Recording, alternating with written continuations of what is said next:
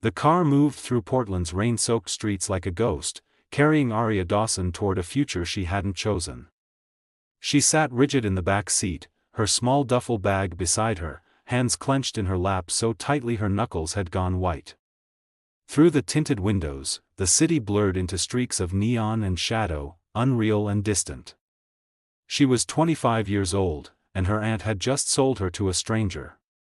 Aunt Margaret had packed Aria's bag that morning with cold efficiency, no tears, no apologies, just folded clothes and pointed instructions about being grateful for this opportunity.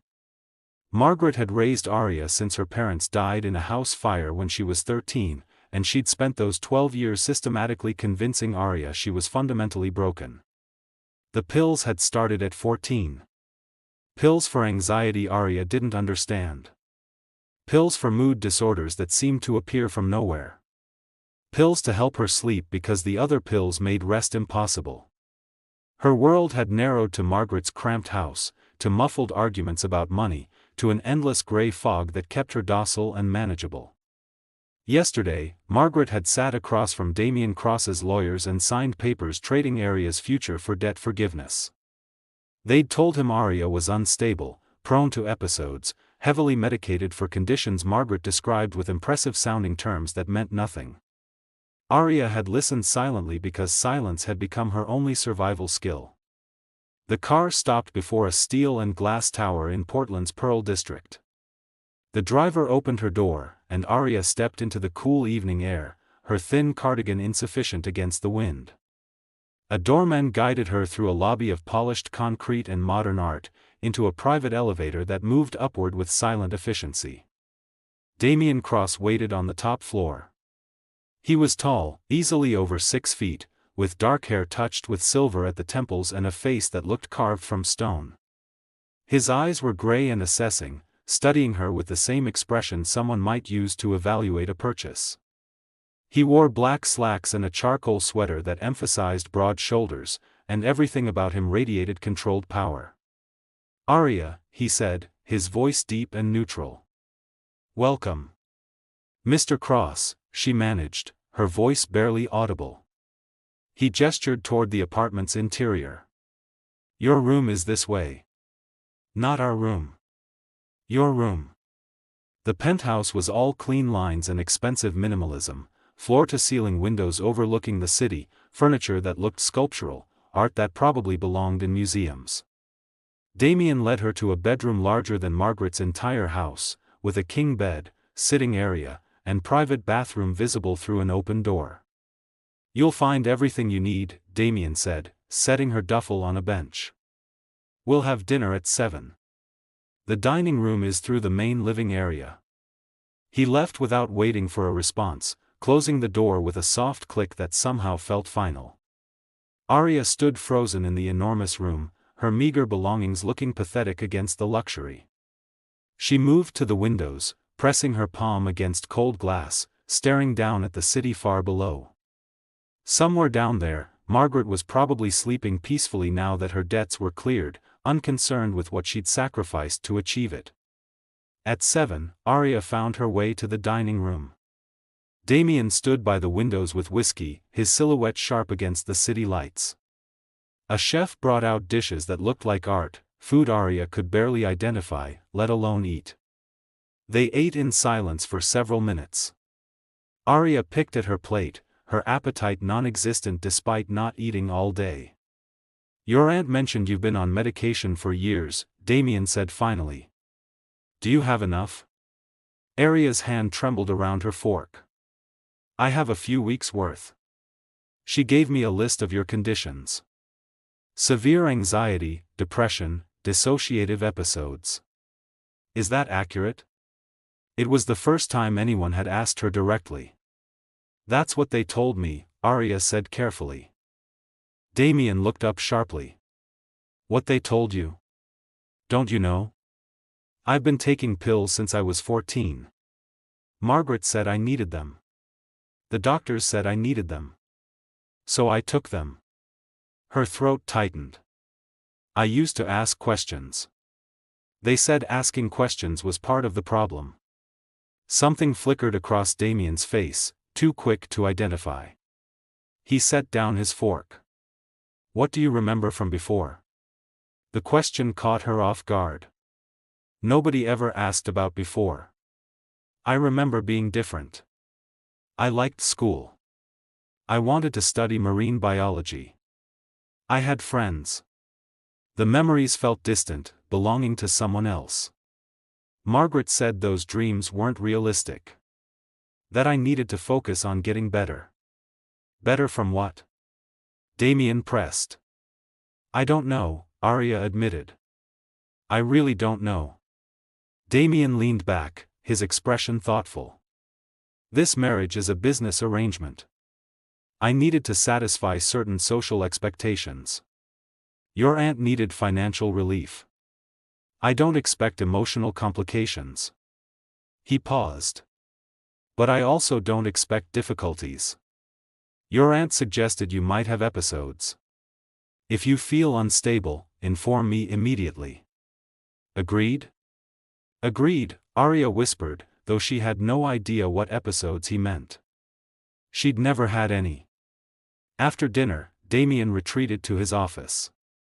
Arya wandered the apartment, discovering room after room of cold perfection. She found a library and pulled out a book at random, something she vaguely remembered wanting to read before reading became too difficult through the medication fog. That night, lying in the enormous bed, Arya stared at the ceiling. She was Mrs. Damien Cross now. She lived in a penthouse. She had everything money could buy except the one thing she desperately needed, freedom to know who she really was beneath the pills and lies. 3 weeks later, everything changed. Damien had been distant but not unkind, maintaining careful boundaries. They shared meals, exchanged minimal conversation, existed in parallel. But Arya noticed him watching her sometimes with an expression she couldn't read. Then came the night he entered her room near midnight, his intentions clear. Arya had known this was coming, the consummation that would make their marriage legally binding, but knowing didn't prepare her for the reality. Damien was gentle, careful, controlled.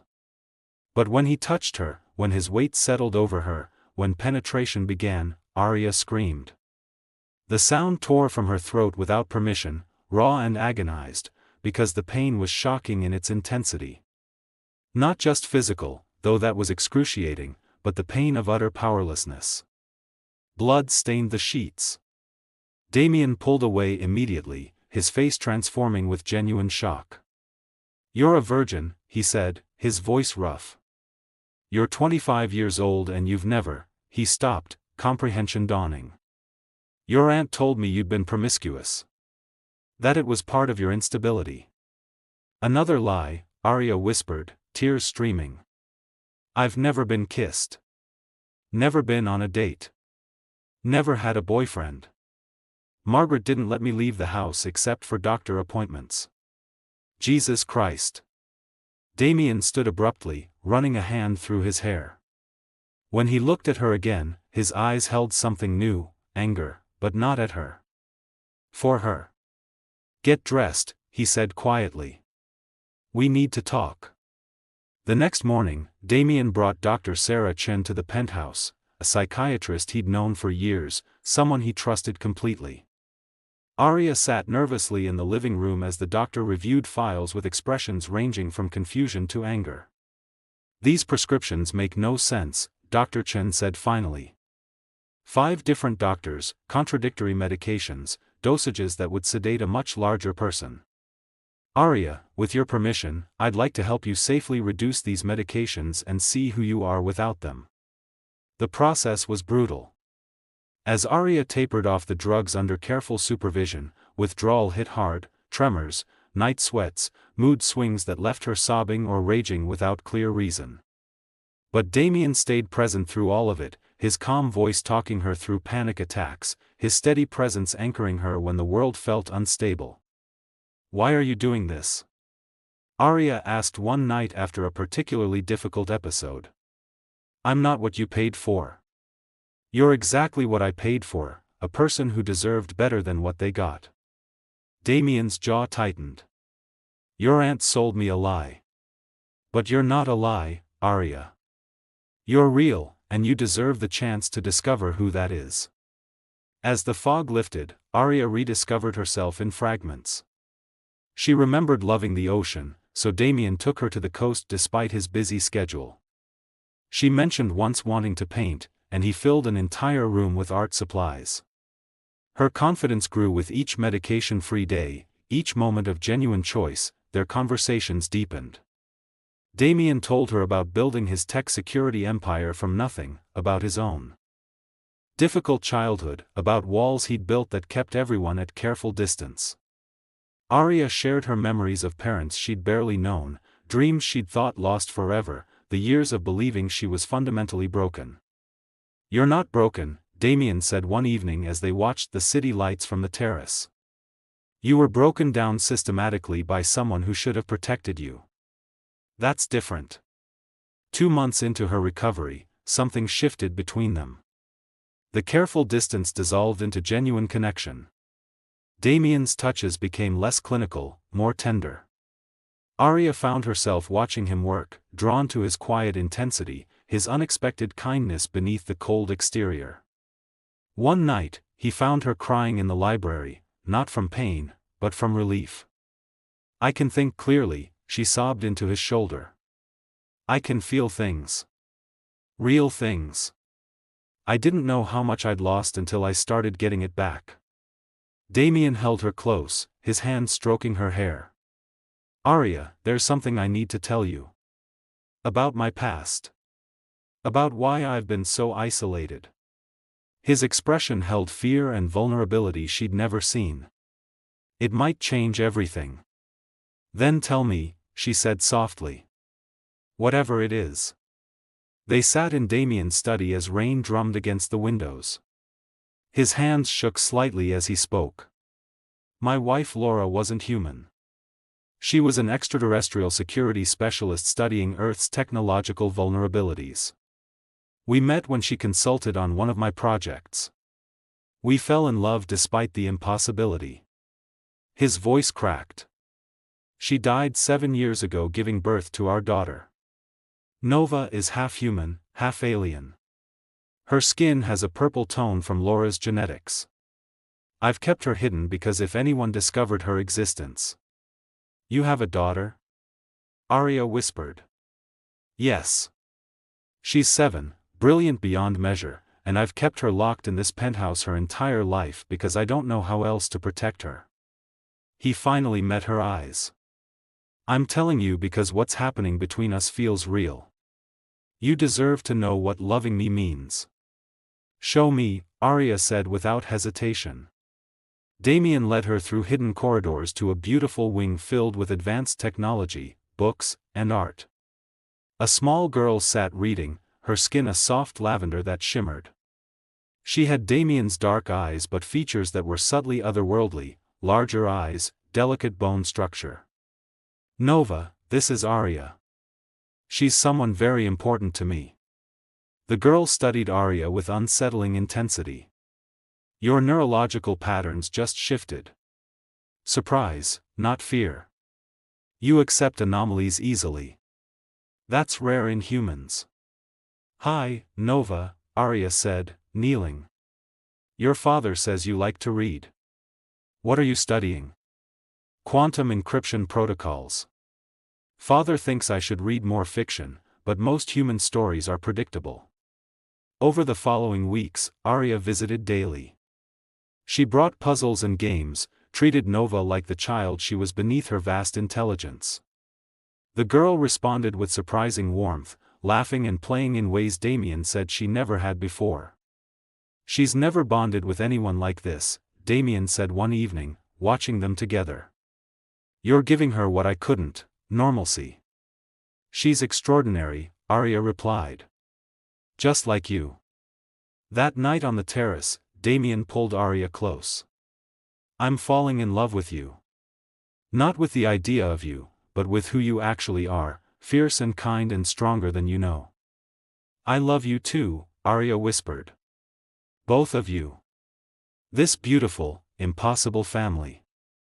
Their kiss was different from anything before, tender and passionate, full of promises about futures neither had expected to find. When they made love that night, it was nothing like their wedding night. It was gentle and real, Arya finally able to be present without fear or fog.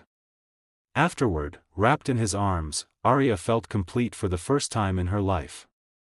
Arya was helping Nova with an art project when Damien's assistant appeared, her face pale. "There's an issue. Margaret Dawson is downstairs demanding to see Arya. She's with a man named Richard Torres, your former business partner." Damien's expression went cold. "How did they find us?" "They discovered Margaret had been watching the building, photographing Arya on the rare occasions she went out. Richard, bitter about Damien's success, had hired investigators. Together, they'd discovered Nova's existence and taken photos through high-powered lenses. 2 million each, Margaret demanded when she was finally allowed up with lawyers present. Or the world learns about your alien daughter. Imagine what the government would pay for that information." "You sold me once," Arya said, her voice steady despite her racing heart. "You're not controlling me again. You're sick, Arya. You need to come home where you can be properly cared for." "I was never sick." Arya's voice rose. "You drugged me for 12 years to keep me dependent. Dr. Chen has documentation of everything, the unnecessary medications, the false diagnoses, the financial exploitation. We can press charges for medical abuse and fraud." Margaret paled, but Richard laughed. "Charges won't stop the story. We have photos, videos. The alien child exists. That's worth millions regardless of legal threats." "Then we disappear," Damien said quietly. "I have resources you can't imagine. Properties where no one will ever find us." That night, with Margaret and Richard temporarily stalled by lawyers, Damien held a family meeting with Arya and Nova. "We leave tonight. I have a compound in the Cascades, completely secure, off-grid. We can live there safely." "I'm not running from her again," Arya said firmly. "Margaret has controlled enough of my life." "Then we fight," Damien replied, taking her hand. "But fighting means your life will never be normal. Constant security, constant vigilance." "Are you sure?" Arya looked at Nova, frightened but trusting, then at Damien, the man she loved. "Normal is overrated. We fight together." 8 months later, Arya stood on the deck of their mountain compound, watching snow fall across the Cascades. The property was a fortress of glass and stone, isolated but beautiful, with laboratories where Damien continued his work and space for Nova to finally live freely. Margaret and Richard had been neutralized through a combination of legal pressure and strategic financial settlements. Margaret faced charges for medical fraud and had agreed to permanent restraining orders. Richard's corporate espionage had landed him in federal prison. The threats had dissolved. Nova thrived here. She ran through the snow with her purple skin glowing, studied with visiting scientists who'd signed ironclad NDAs, and slowly became the child she'd never been allowed to be. Her laughter filled the compound, bright and uninhibited. Arya had completed her GED and started online courses in marine biology, finally pursuing dreams she'd thought lost forever. She managed Nova's education while recovering fully from years of pharmaceutical abuse. Dr. Chen visited monthly, always amazed by her progress. Damien found her on the deck as sunset painted the snow in shades of gold and pink. He wrapped his arms around her from behind. "Happy?" "More than I ever thought possible." He turned her to face him, dropping to one knee as snow fell gently around them. "Arya Dawson, you came into my life as a transaction, something I thought I could control and compartmentalize. Instead, you became the most real thing I've ever known." He pulled out a ring with a purple stone that seemed to hold galaxies. "This was Laura's. She told me to give it to someone who could love Nova as their own and see beauty in impossible things." Tears streamed down Arya's face as he continued. "Will you marry me again? Not as a contract, but as a choice. As partners building something extraordinary together." "Yes," Arya whispered. Yes, always yes. Nova burst through the door, cheering. I calculated there was a 97% probability you'd propose today based on behavioral patterns. I was right. They laughed together, holding each other as snow fell and the mountain stretched endlessly around them. Later, by the fireplace with Nova asleep between them, Arya reflected on her journey. She'd been sold as damaged goods, drugged into compliance, told she was worthless. But that girl who arrived at Damien's penthouse terrified and foggy was gone. In her place was a woman who'd fought through withdrawal, confronted her abuser, chosen love over safety, and become mother to an extraordinary child. I used to think I was broken, Arya said softly. Now I know I was just waiting to be free. You freed yourself, Damien replied, kissing her forehead. I just provided the space for you to do it. Arya looked at the ring glowing on her finger, a piece of another world, binding her to a man who'd learned to trust again and a child who was proof that impossible things were real. She'd screamed on their wedding night, a scream that shattered illusions and revealed truth. That scream had been her awakening, the moment everything changed. Now, wrapped in the arms of the family she'd chosen and who'd chosen her, Arya finally understood, sometimes the most broken beginnings lead to the most beautiful endings. The mountain held them safe, the snow fell soft and clean, and for the first time in her life, Arya Dawson was exactly where she belonged, loved, whole, and finally, blessedly free.